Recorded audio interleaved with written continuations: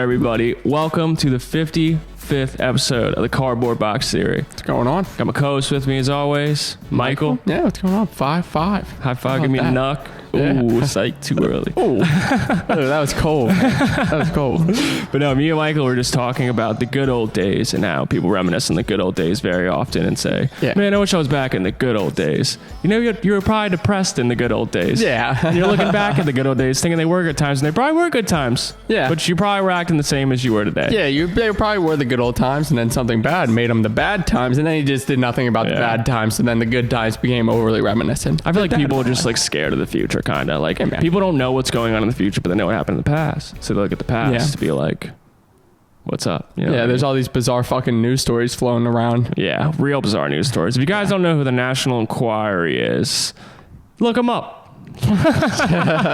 They're a news article site that releases insanely fake articles. And the reason they're allowed to do this is because, I think it's because if you're a celebrity, you have the right, like, the media has the right to make fucking ridiculous quotes about you. You know what I mean? Yeah, media has a lot of power.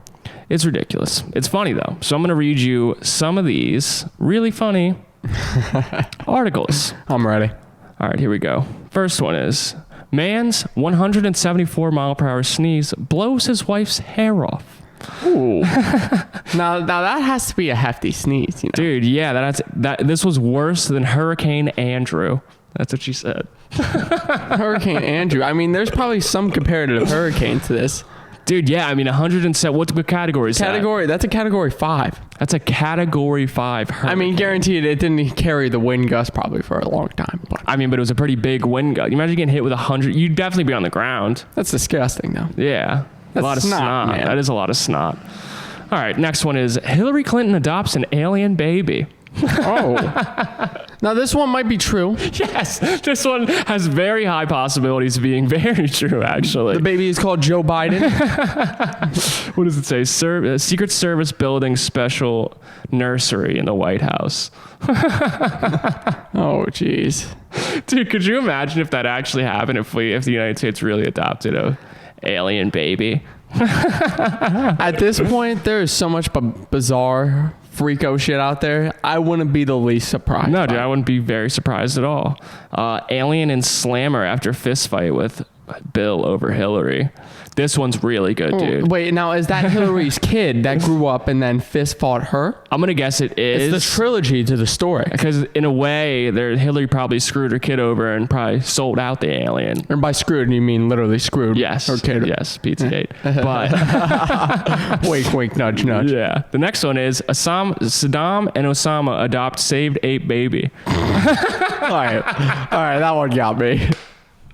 Dude, that's gotta be. There's a few good other ones. I'm gonna read probably 3 more if I find any other good. Yeah. And the next one is alien Bible found. They worship Oprah. Now, damn, I was thinking out of all of Hillary Clinton's inspirations, her kid could get from, like, he had his mom, Oprah. I feel like what would you do if you were Hillary Clinton's alien son or female? Ooh. Or no gender. Now, it really depends. It really depends on what kind of powers you have as an alien. Now, if you're one-eyed freakazoid that doesn't really have a lot of arms or really anything accessible, we're assuming that it's an alien, so it's a higher intelligence. Yeah. I'd probably take over like a Condon or something. Nothing too serious. I mean, obviously you can call your homies. Yeah. Like, you can call your homies to come help you out with destroying this and you're a fucking world. alien at that point, so you can pretty much do whatever you want. Dude, maybe aliens are just us. That's like, how are we going to make a legal immigrant? Spirit science plug. Seriously, there's a whole religion based on that. Really? That we developed from aliens. Damn. And that aliens came here from Mars. Well, bro, if you watch like that Our Planet I was telling you about, dude, I'm going to show you this before you leave, actually. I have to show you this before you leave. It's this bird so this bird goes to try to mate with another bird. This bird will go in and clean out its area, like clean out a giant area in the woods. So that's the only way it can attack the birds. All right, so it's tightening up. Yeah, it's doing what a typical man does. Doing some spring cleaning. Yeah, cleans the house, brings a girl over. But no, the bird has like it's a crazy looking bird. It has like these crazy things hanging off it. Dude, this thing dances to get this attraction from this other bird, and has like these crazy colors. Dude, like nods its head all crazy. Dude, you'll be amazed when you see this. It looks like it's wearing a dress when it's spinning around, dude. Damn, yo, that's awesome. Look up Our Planet and watch the jungle episode. You will not regret it in the slightest. Yeah, I was watching something similar along the lines in Africa. It was like I think it was in the African not rainforest. There was some forest in Africa, and there's this bird that actually has more than one child every single time, but they only take care of one of the children. Yeah. And then when that child becomes healthy and it's guaranteed to be healthy, they just let the other child kill the sibling. Yeah, I think I saw something about that too. Yeah. Or like birds have a favorite child. Like they'll like one more than the other one too. People think is it has to do with how they basically I forget where I was going with that. How they just like... Yeah, it's the psychology of it almost. Yeah. Well, you ever see those birds that push birds? They like how these birds fly. They have to be pushed off a cliff, and if they don't fly, they die. Oh yeah. They basically have a child as a backup, and that's the psychology of it. That's what's going with that. That's right. I mean, I feel like humans do that too. And don't tell me you don't have a favorite kid, because I know all parents have a favorite kid. That parents do have a favorite kid. Yeah, it's weird. Come on now. We're gonna go with. All right, I'm gonna read it 2 more. Saddam wins U.S. lottery. Now, what is is it just the regular lottery? Just weeks after his capture, too. Yeah, just the regular lot. He won the regular lottery. We got him. Clinton hires 3-breasted intern. And the final one I'll read for you. Ancient photo of Jesus found. Oh, that's some bombshell news. How do do you think this should be legal? Like they should be able to write these articles? Because there's people that believe this shit probably. Yeah, I guarantee you there's some old person that reads some of the more mundane version of these articles and believes it. Yeah. Especially when it's about like a celebrity. National Enquirer also was the people that had like Jeff Bezos against the wall, making Jeff Bezos pay him because they had stuff against Jeff Bezos. National Enquirer. Does Jeff Bezos have a legal case against National Enquirer? Yeah, that's blackmail. Yeah, that is blackmail. That's very blackmail. It'd probably be like, Jeff Bezos fucked a alien last night. Like that's what they probably had on him. And that's where they got him. Yeah. Hillary Clinton's alien child, got fucked by Bezos. Bezos is trying to make that. Bezos is becoming such a freak now that he is a trillionaire, basically, that he's literally the definition of rags to riches. Hey, like Bernie Sanders said, Jews are into some freaky shit. Yeah, they are. That was not anti-Semitic. No, that was not. Bernie Sanders said that, and he's Jewish. Dude, I gotta show my brother that shit's so funny. But yeah, those are the great articles that we shared with you today with National Enquirer. And please don't believe any of these. Yeah. Or do your research, just like flat earth and all those conspiracy theories. Or just believe it. All right, we're gonna dive into the next topic. All right, on to some crazy feat of survival now. Joey, we know this podcast tends to be a little bit morbid sometimes. Yeah, we did just do a podcast on Charles Manson. We would say. One. Check it out. Yeah, see podcast 54, Charles Manson, 53, 50, 49, 31, 26, 12, 10, 6, and 2. Yeah, we do a little morbid stuff, but I mean, hey, that's a part of life. Yeah, exactly. You got to deal with it and keep going on with it. So instead of death this week, we're doing some survival. Yeah. Let's dive into the hiker goes missing for 17 days. 3 weeks ago, Amanda Eller felt drawn to go to Makau. Is that it? Yeah, Makau Forest Reservoir. On the Hawaiian island of Maui to connect with nature and get grounded. She had rarely been to the park and hadn't been there in months. But that day, she wanted to go. She was called to go. Which that's very interesting to me how she says like a spirit called her to go, which we'll get to in this. But this shit gets crazy. I cried reading this after I was watching the video. Yeah, it's almost, looking at this, almost looked like a spiritual journey. Yeah. Almost. And then she says, I don't really know what happened. She said Tuesday morning, speaking to the reporters while in a wheelchair. All I can say is that I have a strong sense of internal guidance. Whatever you want to call that, a voice, spirit, everybody has a different name for it. My heart was telling me, walk down this path, go left, great, go right. It was so strong. Dude, like I'm getting goosebumps like her saying that, because I've had those things where like it makes you question, is something going wrong with her psychologically, or is it like an actual divine thing leading her? I don't know if it's like a divine thing, but you ever have like, something like you feel like something's like like you have to do it, or like you should, you feel like something's good's gonna come out of it. Yeah. And then she tried one path and didn't get her back to her car. She tried another, no luck, and another. She came to the realization she wasn't on a human path. She was on a boar path. Okay. Like, if you don't know what boar are. Yeah, what's that? They're basically pigs that roam free. Oh, yeah, I know what a boar is. And they're a shit ton of them run because they run quick as shit, and they're pretty heavy. So, yeah, oink, oink.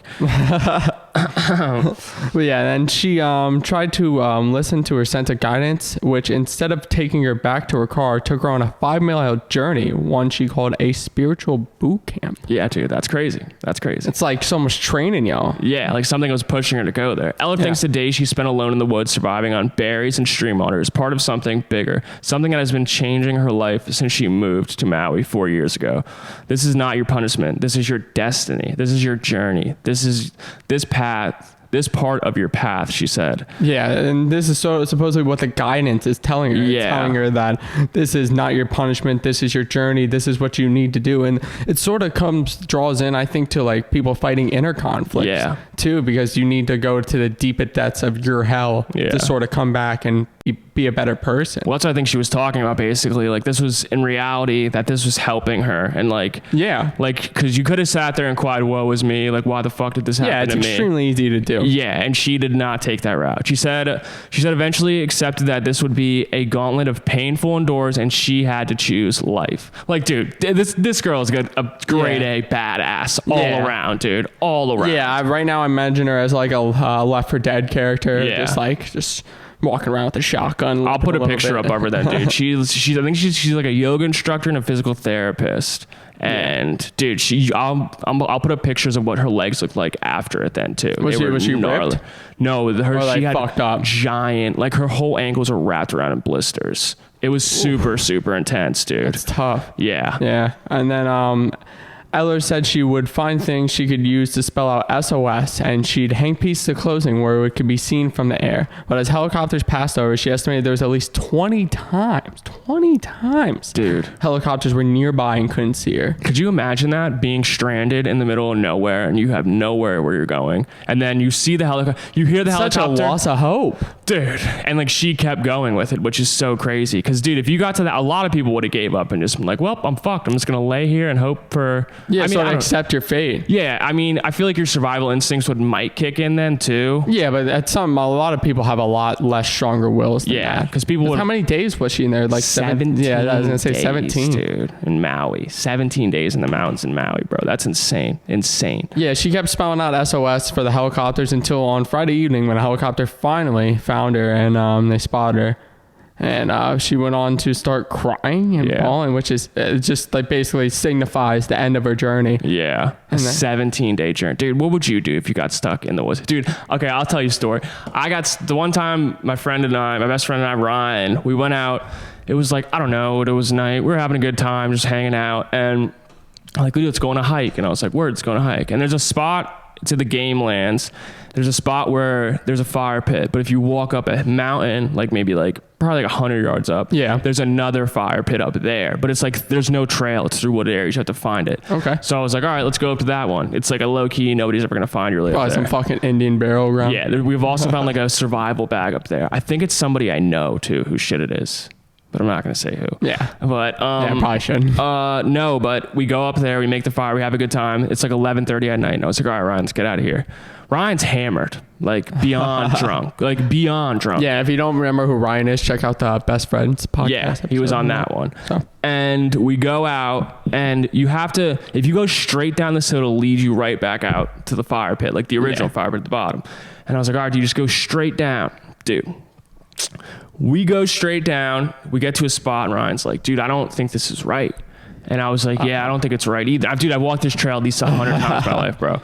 And so I'm like, all right, let's go right. And we go right. We keep walking right. We go past this fire pit. And I was like, all right, cool. We knew to follow the stream because the stream would lead out to the parking lot. Yeah.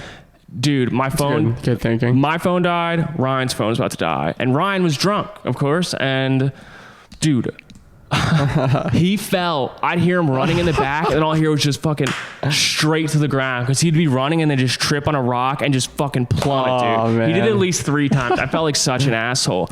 But dude, we walked around. We saw a fire pit. It was like, great, we're almost back. Yeah. Dude, we walk around for another half hour. We walk past the same fire pit.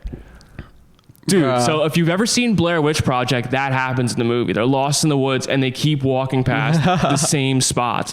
Dude, I started freaking out. I was like, all right, we just got to get out of here. I was like, all right, Ryan, let's just follow the river. You just hear strange children whispering in the background with dolls randomly placed in abandoned buildings around you. It gets freaky. And then we're like walking back, dude. I can't find it. Like, we're walking, getting fucked up. We have no phone light. It's, of course, it was like just a full moon like 3 days ago. So it's pitch black out at night. And dude, I literally got to a point, because Ryan didn't know what was going on. I kept telling Ryan we weren't lost. And I was like, dude, in my head, I was like, all right, we should just sleep it out. Like, sleep it out until we have daylight and can see what's around us. Because then when you're in the woods at night, everything looks the same. No matter how far you've gone, everything around looks the same. Yeah, unless you've been in the same area for years upon years. Yeah. Dude, we finally walked for another like hour and a half and came out at the stream where we were supposed to be. Dude, I wasn't really scared, because like, we're gonna get out of here. This is the Gamelands. I know where I'm at. Like, even if we have to sleep here or whatever, like it's only like fucking 4 hours till the sun comes up. Dude, it was scary though. Like, because when you don't know where you are and you're like, you have somebody else with you too, and you're the one leading, you're like, I'm a fucking ass. That instinct of survival sort of kicks in. It does, dude. Like, and people don't really even feel that sometimes. There's some, especially in America, they don't feel that. They have to use that survival instinct in some cases. Well, dude, like if I'm lost to somebody, I never tell them we're lost. Never. If you're lost somebody, don't tell them you're lost, because that just creates anxiety for them. You take the heat for the anxiety for the first like 2 hours until they realize you're lost, and then you gotta be like, dude, we're fine, we're gonna be good, like, don't worry about it. Oh my god. But yeah, so that's the story of the hiker. All right, now the man who survived Hiroshima and Nagasaki. Now this is a familiar story to, I'd say, maybe some people, about half. I feel like it should be. I mean, you should know what this is about. Yeah, hopefully. But this guy's name is Tsutomu. Please forgive me if I pronounce this wrong. And then Yamaguchi. We're gonna call him Yamaguchi because that sounds. I'm gonna call him Gucci. Yeah. Gucci. But yeah, dude survived 2 nuclear bombs. I mean, could you imagine that, dude? The 29-year-old native engineer was on a 3-month-long business trip for his employer, Mitsubishi Heavy Industries, and August 6, 1945 was supposed to be his last day in the city. Yeah, and then he eventually, around 8:15 in the morning, Gucci was walking to Mitsubishi's shipyard a final time when he heard the sound of an aircraft overhead. So just a normal day, except you see a American B-29 bomber. You're like, oh, when you look up. So we're fucked, huh? And then a bomb's just getting dropped. And so he was pretty close to it, huh? Yeah, he was 2 miles away, actually. 2 miles away both times. Both times he was 2 miles away. All right, so he just he had just enough time to dive into a ditch, although the shockwave sent him flying through the sky, landing in a potato patch. What fucking luck. Yeah. Was he 2 miles away from ground zero? Crazy. And I'm going to give a disclaimer of this. If you want the full details of this, there's an article about it on history.com, but we left out some of the morbid parts in this section. I'm just going to say one. I'm really trying to not keep it morbid on this podcast. No, it's fine. He swam through dead bodies at one point. Well, I mean, you kind of have to. Yeah. How did he not die from the radiation and shit? No, we'll get to that. Okay. All right. But yeah, and then Gucci was dazed and burned, but still found other survivors. They assisted him on getting him to the only working train. Somehow the train was still working after the bomb, and he'd basically go on board and then return to his hometown of Nagasaki to his wife and children. Well, dude, it's like when that happens, I feel like it's more the radiation too that you have to worry about. Like if you survive the blast, nice, but like you're probably eating a shit ton of radiation. Yeah, too. like you're. Eating radiation is probably a good way to describe it, honestly. I mean, you literally are. Like, it's going in your mouth, but I don't know. That'd be the thing that scared me the most, is just if a nuke bomb ever drops, Pretty God, it doesn't. Yeah. It doesn't. But I hope it's in like... Yeah, but nuclear bombs are so much more tremendous compared to like 1945. They're like 2 could probably destroy the fucking world, bro. Yeah. Like, it's ridiculous. Although severely injured and in his bad health, he reported to work 3 days after Hiroshima, and he had to explain to his boss how a bomb... Yeah, the boss, now listen, I read this in detail, and his boss I'm not kidding you, did not believe him that a bomb destroyed an entire city. Are you serious? That's how unheard of it was, because you had to think at the time, nothing like this ever happened before. And the United States wasn't like, yeah, we just blew the fuck up Hiroshima, guys. The news was only like 16 hours fresh at that time, and it was World War II, so it's not like they had the internet to go hook up on too. And like, so the boss didn't believe him. Not only that, he was severely burned and injured during this whole ordeal. Like, and he was still like dazed and confused. And then during this entire conversation, when his boss, I'm not even kidding you, this is how he described it. When his boss finally started to believe him, he heard a second bomb go off. God damn, dude. And then he was also 2 miles away from this bomb, and the sound wave basically shattered the windows. So you got to look at your boss and be like, yeah, asshole. Like, what do you want to say now? Like, his boss died. I'm pretty sure his boss died. Oh, that's instant karma right there. Not saying he should have died, but that's instant karma right there. Shit can happen. Yeah, exactly. He then escaped what remained of the building, and then finally find his wife and children with only minor injuries. Dude, the luckiest family in the world. Like, honestly, dude. And it's actually an interesting part of the story. If he didn't survive the first nuclear bomb, he would not have went home, and then he would not have been there to save his family from the second. Damn, dude. Even though radiation would take its toll on him, and he and his family survived all. Yeah. What happened with the radiation is that he lost a tremendous amount of hair. He was sick for like weeks, and he couldn't eat or drink anything. Radiation sickness, dude. He still survived it though, and he would go on to be a translator for the United States and Japan, and he would be officially recognized to the Japanese Vagans as Niyu Hibakusha, or twice bomb person. Yeah. So shout out to Gucci, Yamaguchi. Dude, I love it. The United States is like, all right, Germans, you fucked up, but we got to help you. So come over here. We blew you up, so I mean, we gotta help you. The United States tries to be, they're like that asshole fucking person that thinks you like, it's like a friend that you think you're friends with and really is an asshole and does like really shitty stuff, but then it's like, hey man, I bought us Sixer tickets for the weekend. Yeah. You know what I mean? That's exactly what it is. Dude, it's ridiculous. Good old America. All right, let's dive into the next topic now. This is a very interesting topic that I think you guys might have some speculation about. So here it is. 2, 1. All right. So what are we talking about, Michael? We're going to talk about the NBA being fixed. Yes. This is our topic basically for the day because there's a lot of evidence showing that maybe not it's not fixed. It's not, with the games so much, but it's more fixed with the lottery and stuff like, Philadelphia. Not Billy Donovan. I'm Donna. I just know the guy's Donovan. Yeah, it's just, I don't know. There is some evidence of the games being fixed though too, which we'll point to those. We're going to start off with the lottery though. This one's very sketchy. Lottery that night in the Golden State Warriors were the worst team in the NBA in 1985, and were hopeful they would get the first selection in that draft. All the lottery teams coveted Patrick Ewing of Georgetown. Yeah, if you don't know who Patrick Ewing is. Shout out to our boy Tony. Yeah, Tony. Tony knows who he is. Yes. Tony actually met Patrick Ewing. Did he really? Yeah. Dude's a straight up New Yorker. Yeah. I did not know that. Yeah, where did you meet him, at a Knicks game? Nah, he was actually, I'm pretty sure he was working somewhere, and they actually walked by. I think it might have been a shipyard or something. Oh, dude. Sure. Patrick Ewing was huge too. This dude can change an NBA team. Like 100%. You can build around him. Like some people come to the league. Let's never forget Scottie Pippen's infamous dunk on him. Yes, that was disgusting. It was probably almost ruined his career. Yeah. But no, Patrick Ewing was amazing though. Yeah, Ewing was the most dynamic center to come out of the college ranks since Kareem Abdul-Jabbar. The conspiracy theory is NBA wanted Ewing to land in a big market. I mean, the connection here is kind of obvious with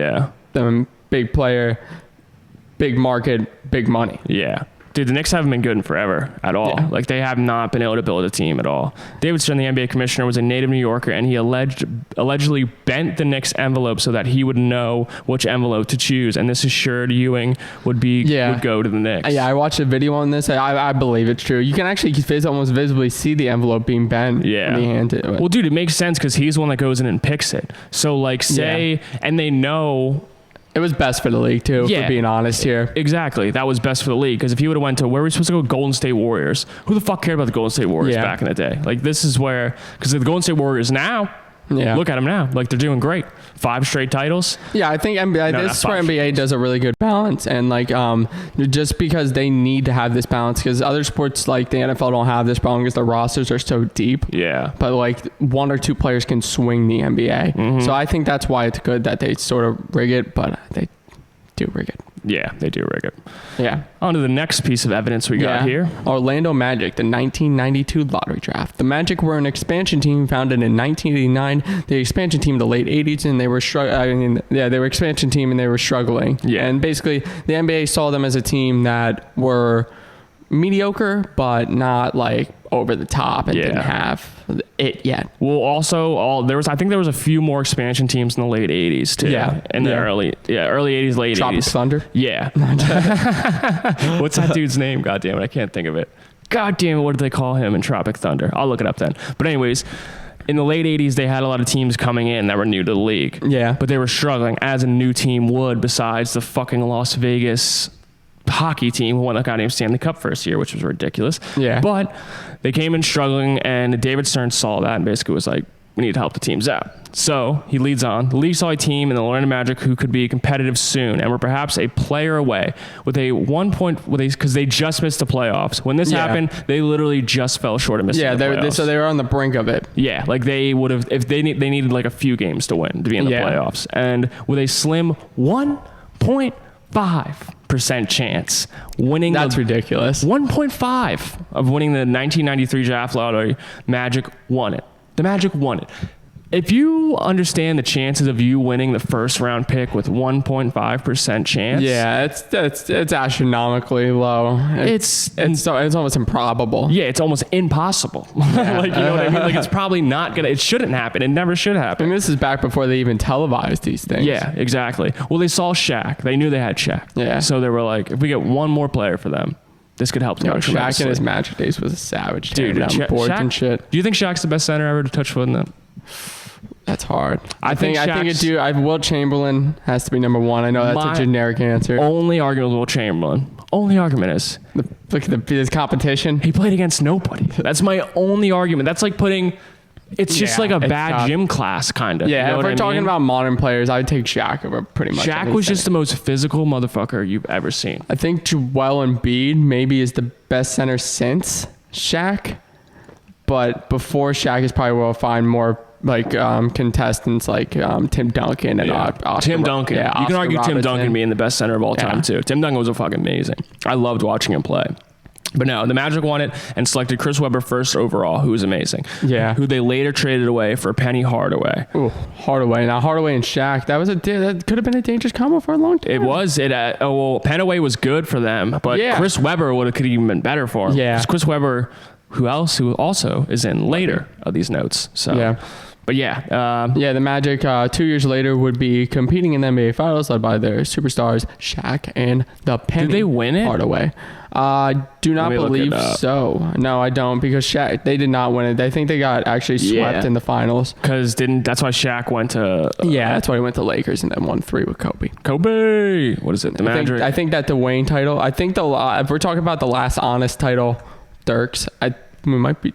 No, that was the year before, but I think Dirk's, the Dallas title, was the last legit one. Yeah, well, they said D-Wade's was a little sketchy, too, when he won the title. But D-Wade was a major part of that. They have none. Orlando Magic has no championships.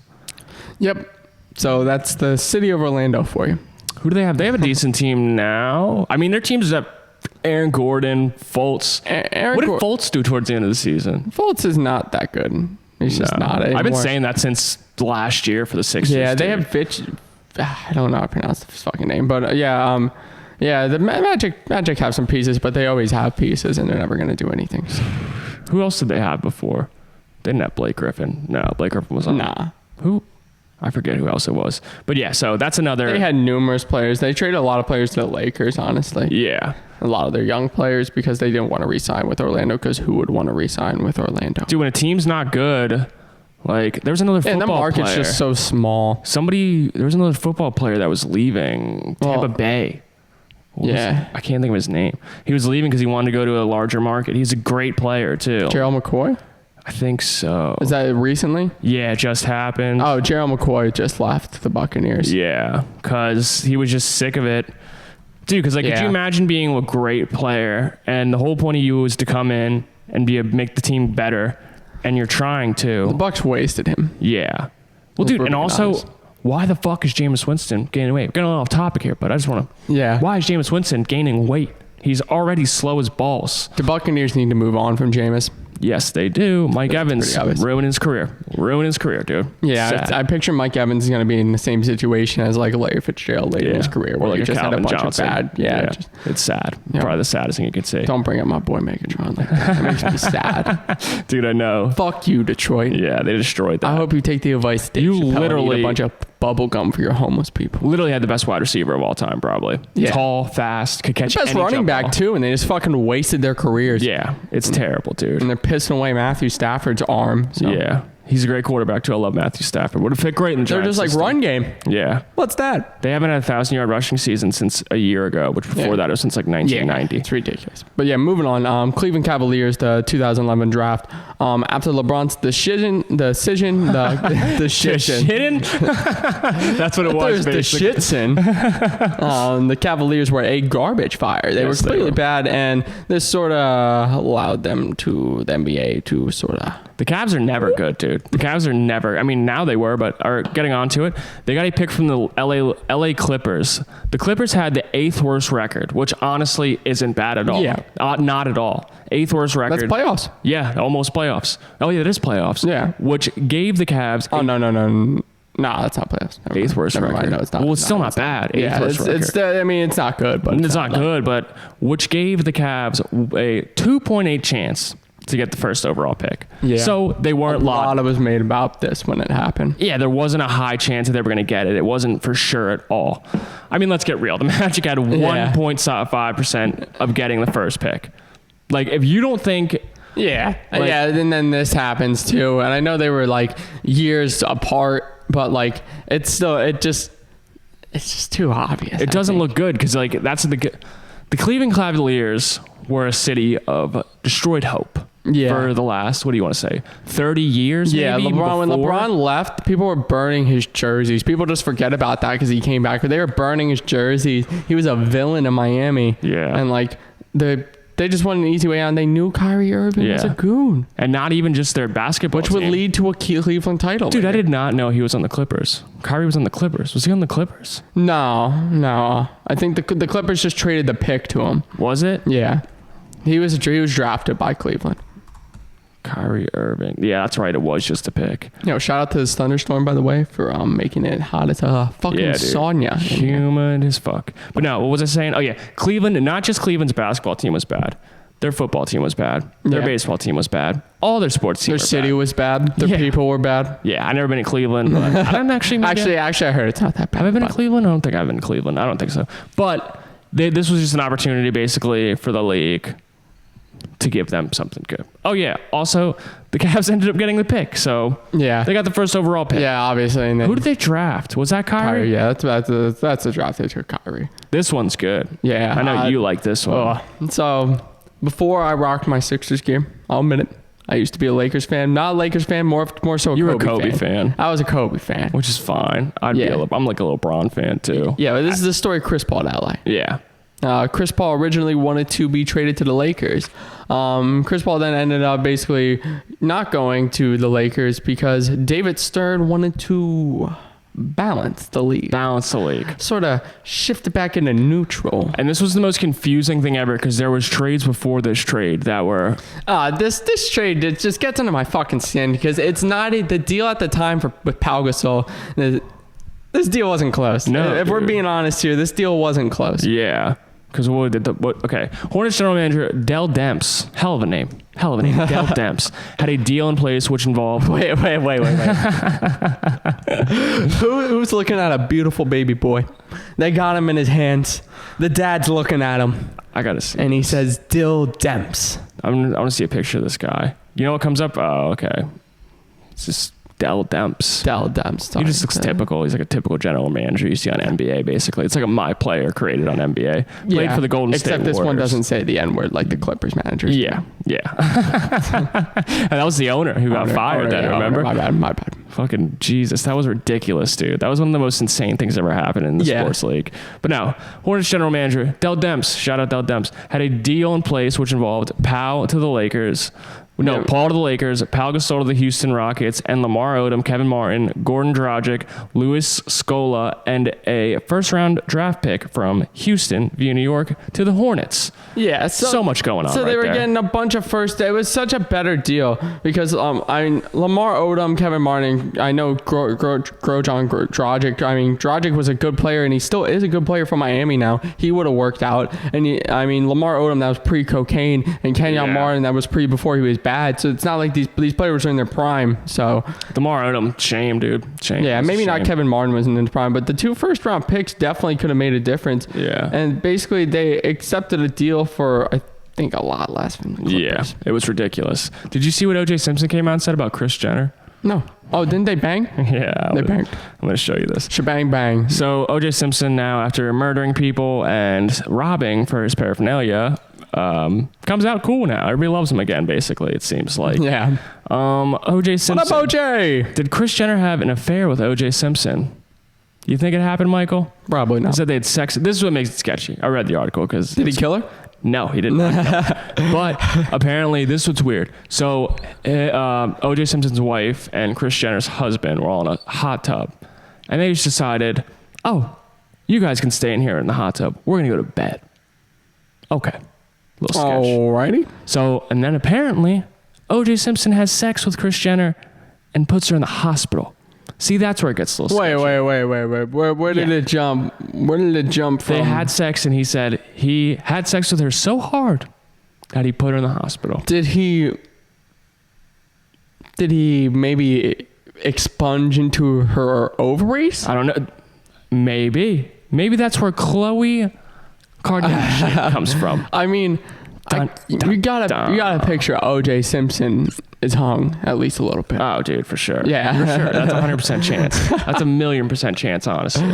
Yeah. O.J. Simpson to me is like, I don't know. It'd be kind of funny if it did happen, but O.J., dude, I want him to come on Joe Rogan's podcast so bad and do a tell-all. I just want to know. Like, I just want to know if O.J. really did it. He did do it. Yeah, but we really want to know. I just want to hear it from his voice, dude. You know what I mean? Like, but back onto the NBA rigging.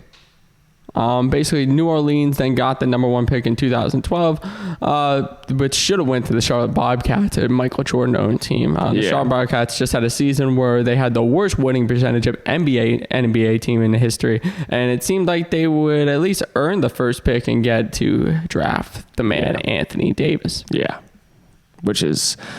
The New Orleans Hornets had just lost his superstar in Chris Paul, and the league knew that it had interfered in that translation and had to make it up to the Houston in some sort of fashion. Yeah, so basically the league just stepped in and was like, no, this isn't happening. Now they're trying to make up for it. Yeah, but the thing is, even though that was free agency, Kevin Durant got signed off of, right? It wasn't a trade. Still. No, Kevin Durant was drafted to the Thunder originally. No, but I mean, wasn't he then when he went to the Warriors? Kevin Durant was. Like, how does the NBA let that happen? Yeah, that's the thing that didn't make sense with the whole Chris Paul thing. So I remember the day the Chris Paul thing dropped too, because the New Orleans lose Chris Paul and become a fucking dumpster fire. There's nothing the NBA could have done about that. No, just because the Warriors they drafted so well. Like, because Draymond Green was a 2nd-round pick and he was on a 2nd-round pick contract. Yeah. Klay Thompson was drafted and he was on that contract. I'm pretty sure they already signed Curry at that point, so they could already afford to offer Durant a max. Did you see how much money Klay Thompson lost? How much? He didn't make the All NBA. Was it like 400? It was like $100 million he lost because he didn't make All NBA. It was in his contract that if he made All NBA All Star, he would make $100 million more, but he didn't. Damn, bro, that's salty. Yeah, dude, that's ridiculous. See, I think the Warriors can be just as good without Kevin Durant, maybe even better. Yeah. Like, I think Steph and Clay can still be just as good as they are without Kevin Durant. It's still going to be a lot easier to beat them. Yeah. But they're way less competitive now. Yeah. But I honestly, there's not much we can do about the Warriors till next season. No. But back to the New Orleans, get some pick. And so the New Orleans Hornet moved up. Basically, they jumped and they jumped the Bobcats and they got the pick and they drafted your boy Anthony Davis. Yeah. So basically, NBA was like, hey, we're making up for it. This is how we're doing. And they were pretty clear about it. And it's kind of scary to see the trend in like consecutive years, especially in like the like later years here. It seems like they really, it's sort of at the same time you see concussions start coming out about the NFL. So maybe they're trying to not lose any viewership or anything pertaining to that. Who was David Stern? When did David Stern leave? I'm looking that up right now. I think it was leave 2010. 2009, which would be right when most 2014. Oh, that's what it was. Yeah, because he was a part of the, like we said, he was a part of the transactions with them. Because no, I think he had a big role in this too. We're going to continue on, but I'll give my explanation on why I think he had a big role at the end of this. Yeah. All right. It seemed like the league was making up for vetoing the first Chris Paul trade early in the season. Yeah. And then moving on to the Cavs back on the list in 2014. Okay, in 2014, the Milwaukee Bucks had the league's worst record, and the Philadelphia 76ers were in the first year of its drastic tanking strategy that was employed by Sam Hinkie. Shout out to Sam Hinkie for being a mastermind. Yeah. Sam Hinkie literally tanked. He fucked everyone else. Let's see how long they tanked for originally. It was like I think it was 3 or 4 years. How long did the Sixers... It's crazy what they did. It was like 4 years. They were really bad during that time. I became a fan about halfway through it. So it was it was about a 4 to 5 year process, I believe. How did Trust the Process start? 2013 it started. Yeah. So, yeah. That's insane, bro. That's insane. What he did, though, I mean, it worked out in his favor. I feel like that's why... Yeah, I mean, he got fired and shit, and he's not getting hired ever again. Yeah, he'll never be a GM ever again. But the Cleveland Cavaliers won the draft lottery once again for the third time in 5 years. Third time in 5 years. Yeah, Sam Hinkie died for Sixers fans since. Well, dude, it's like the Cleveland Cavaliers learn how to fucking... Yeah, for real. You know what I mean? Just draft better. I get that you get players that like the NBA is not the same as the NFL, and you don't get the same kind of player later in the first round. But like you can't tell me you can't find at least a good contributor at 6 or 7. Well, you know what I feel like what teams do? Teams see the best player and they think we're gonna get this player, and that player might not fit their scheme properly, the coach's scheme properly, so they don't get used properly in the NBA. Yeah, and that's a problem you see in the NFL too, and I think that's exactly like we talked about the draft podcast. Check that out. Really good podcast, detailed. It's great about podcast. The prospects. But we talked about that with the Raiders pick, and they basically took him because he fit their scheme, even though he probably should have been taken later. So you see this with the NBA, not players. They're picking players that are really good, but they don't fit the scheme. Yeah, which could help them if they pick players that fit the scheme. Yeah, they need to. Obviously, I mean, look at great drafting. You can always look at the Warriors. I mean, Clay and Curry obviously are outstanding talent, so they also complement each other really well, especially with Draymond Green, who's defensive and can move the ball. Mm-hmm. So, all right, then we're gonna go up. It's the Cavs then.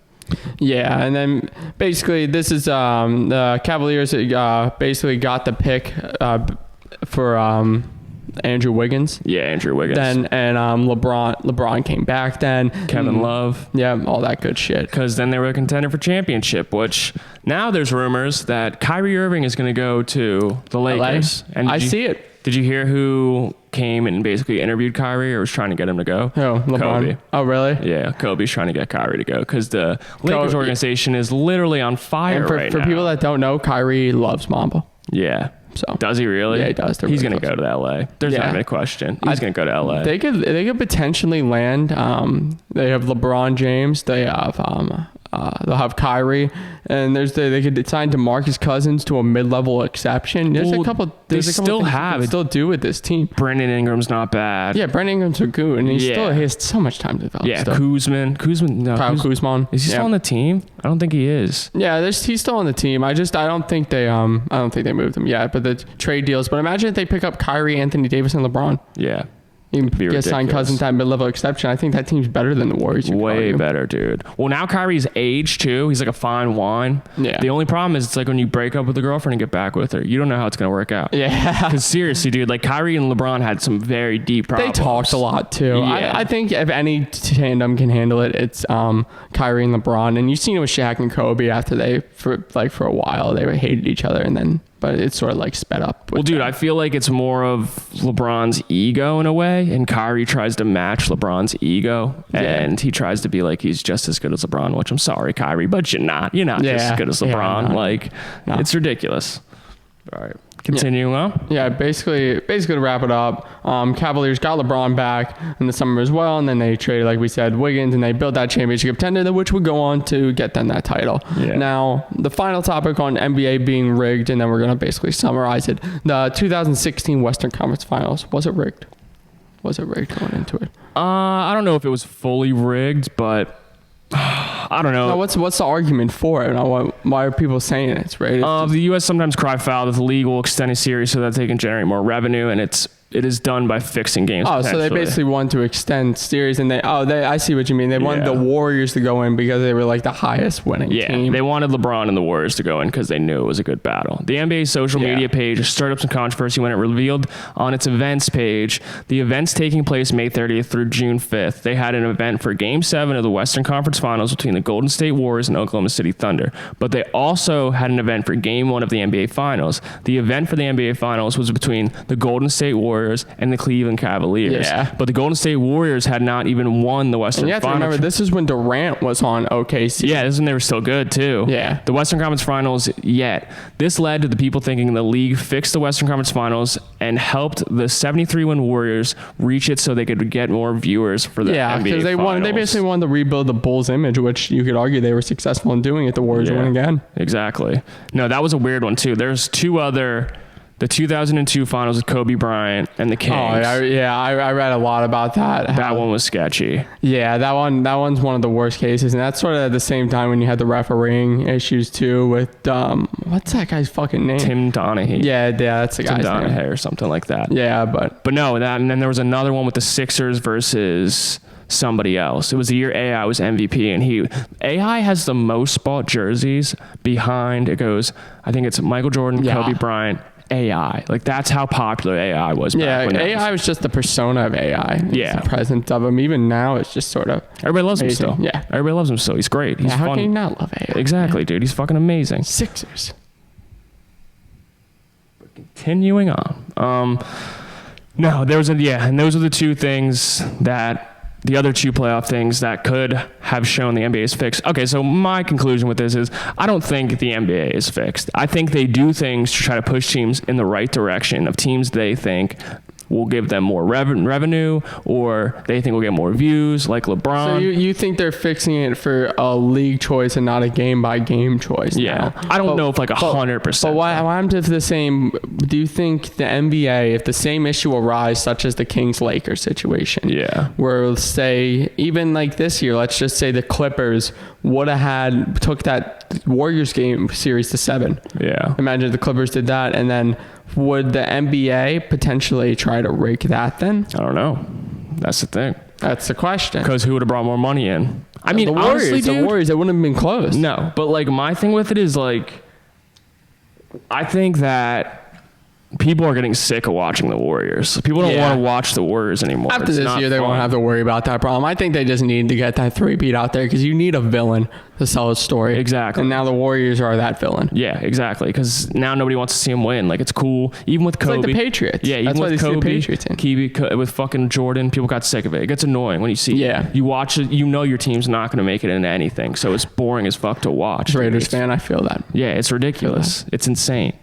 But yeah, my conclusion on it basically, I'd have to agree with you in the sense that I really think that they do rig lottery picks, and I think NBA refs can personally rig a game, but I don't think the NBA went in and tried to rig any series besides the Kings Lakers. That's the only one I think they did too. Maybe a little bit of the AI one, because the fouls in that were fucking ridiculous. I watched them. Yeah, maybe those two. And there's a chance they could. And then the Draymond Green one. But the Draymond Green one was, Draymond Green acts like a fucking asshole in the playoffs. Yeah, so you can sort of see where they would. Because in the Kings-Kobe playoff game, Kobe literally elbowed Mike Bibby in the face, like blatantly, right in front of a ref, and nobody called it. Like, it was so blatant, it was insane. Yeah, that Kings team is so underrated, man. I know. I'm pretty sure they made a title run, but they did. They would have won that. They probably would have won the finals. Honestly, it was crazy. Kings to watch. back in the day were fresh. I hope they do rebuild that like whole culture up there. Yeah, dude, that'd be great to see the Sacramento Kings good again. I think they're gonna. I could see the Sacramento Kings moving too.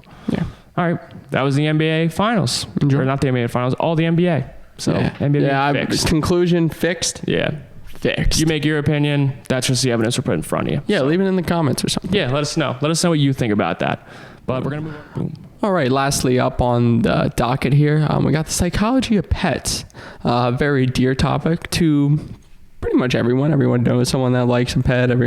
Unless you're a serial killer, you're probably murdered a couple. Yeah. But a lot of serial killers. If somebody's killing pets, they're probably going to be a serial killer. So keep that in mind. Yeah, for real. It's a warning sign. Yeah, very big warning sign. So keep an eye out on that for your children.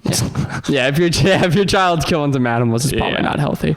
But basically, companion animals help improve heart health by lowering blood pressure and regulating the heart rate during stressful situations. They basically found this true to a test, and the researchers found that that humans were better at time math problems when there was dogs and cats present in the room. So basically, they in a way proved that humans are less stressed out when there's animals present. Yeah. The emotional support and the help pets provide with the feeling of loneliness are some examples of how pets affect us. That affect us, and it's hard to measure that because it doesn't really. There's no metric for that. You can't really weigh that in ounces. You can't see the brains. You can sort of see the brain psychological thing, but that's sort of a stretch on information. Yeah. Well, dude, like I just moved out of my house and I fucking love my dog to death. I miss him to death. Think about him all the time. Like if I come home to a dog, it makes it's somebody happy to see you. You know what I mean? Yeah. Like, or a cat, but cats are. Yeah, and like you see it with old people, it feels like it gives them a sense of purpose. Even with emotional support, they help people overcome, like even with old people, loneliness and with mental health issues, especially. Their dogs out there. I mean, everyone knows about the therapy dogs and stuff like that. So there are proven that pets definitely benefit some humans. I don't think there's really argument with that. If you even have dogs that like dogs that help people with seizures, they can know when a seizure is going to happen. If a person's blood sugar is getting low, like it says here, like research on pets help anxiety, and with young children, even through there's further research needed. And they still haven't, like for example, like with individual children. For example, only child, it's actually proven that it teaches individual childs with no brothers or sisters empathy to have a dog that you don't really get if you don't have a sibling. Yeah, because if you don't have siblings, that's why people always say, I'm sorry if you're the only child. I don't mean this, but people that say don't only have one kid, it's like always try to have two. And I don't think that's even true, man. No, I don't know if it comes down to, at the end of the day, it always comes down to the parent. But it's also nice to have a sibling too. Like, you know what I mean? Having somebody there with you growing up with you. I'm not saying you're going to be fucking terrible if you're a single child, but it's nice to have a sibling. Like I live with my brother now. We're great friends. Like, you know what I mean? Yeah. So like I said about the empathy, and then in conclusion, multiple studies point to pets benefiting from human health, even if some ways we can't really measure, like we said. So there's some ways where we can't really measure their effects on us, and that's okay. But there's definitely pretty clearly a correlation between the two. Yeah. Now there's also counter arguments to this point here. So there's similar number of studies that suggest that pets have no or even a slight negative impact on human health.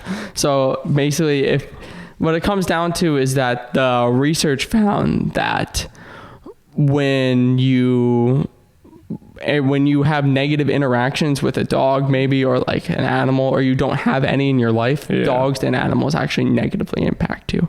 Really? Yeah, with some people it can be true. Well, it says pets are money stressor. Pets are like a kid. Like having a dog is like a child. You need to put that in perspective. I'm not saying that was hard. Yeah, it's responsibility, man. Yeah, and you have to be around the dog. You have to show them love, or they'll be assholes. Like you need to be around. Yeah, they need your animals. Time and care. Pet owners always don't always live any longer than those who never entertain the idea of having an animal about the house. Yeah, like, so there are no animals in the house, basically. It's proven that there's no age difference between them.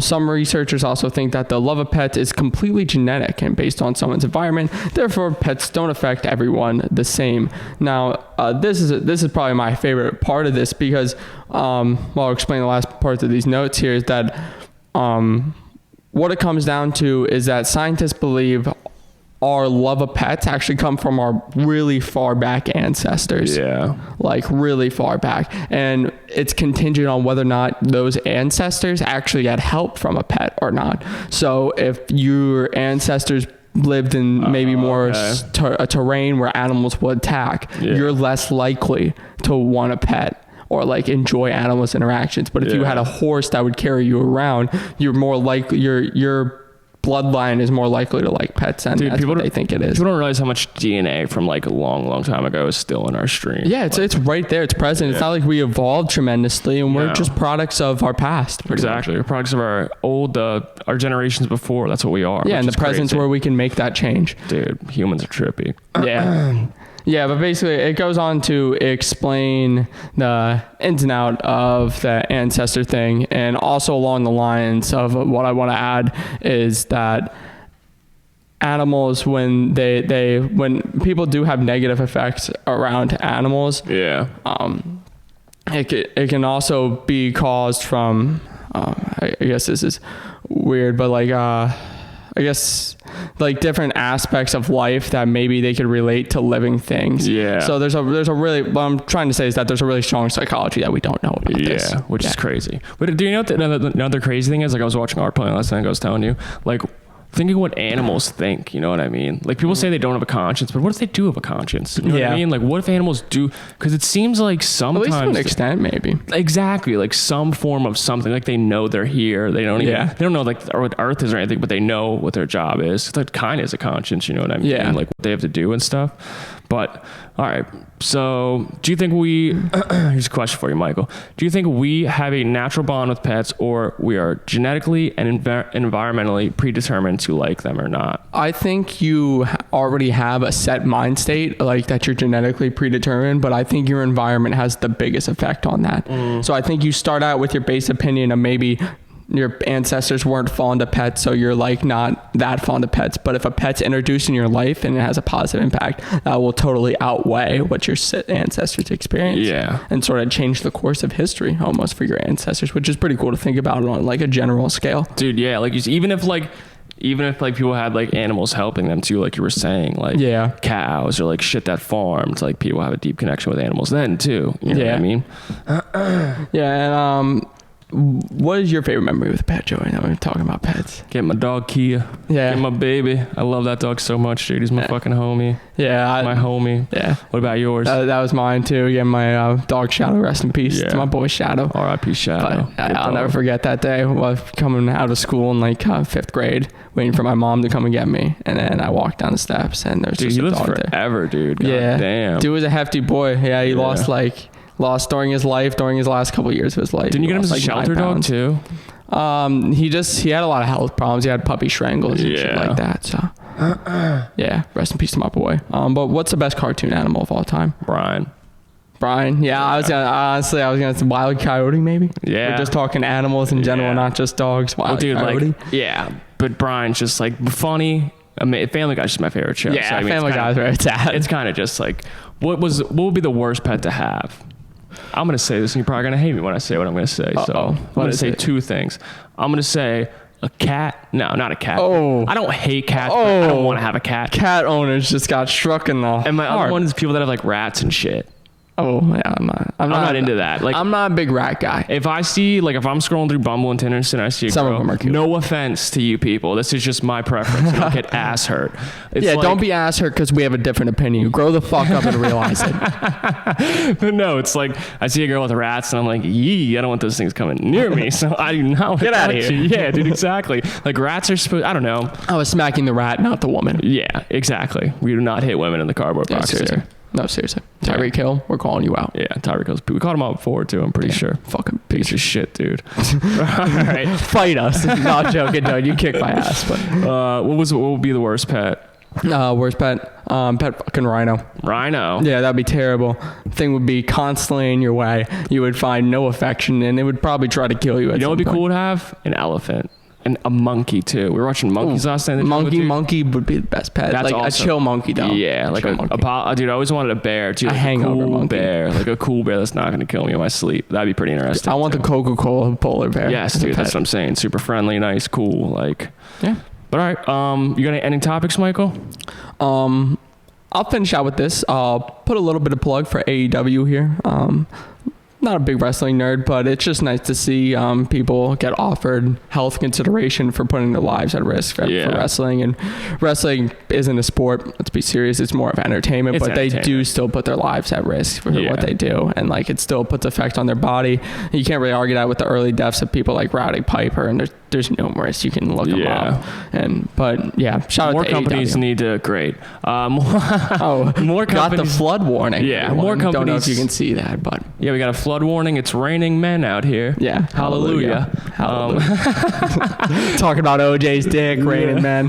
We got a little feminine on your podcast. Yeah, we got a little deep here, but the last thing I'm getting on is gay aliens were found in a UFO wreck. And another one, I became a porn star to pay for my mom's facelift. So I'm going to end with that. Hope you guys have a good night and enjoyed the podcast. Yeah, and see you. We'll see you next week. Enjoy. Hats off. Bye. Yeah, hats off because we're sweating from this sauna we're sitting in. If you guys can't notice right now, me and Michael are sweating profusely right now because we don't have a studio set up. So we're doing it upstairs in a room that's not fully done. Look at me, Joey. Yeah. Look at me. I'm sweating, Joey. Dude, I'm sweating so bad. But have a good night, guys. Enjoy the podcast. Boom, hour 05.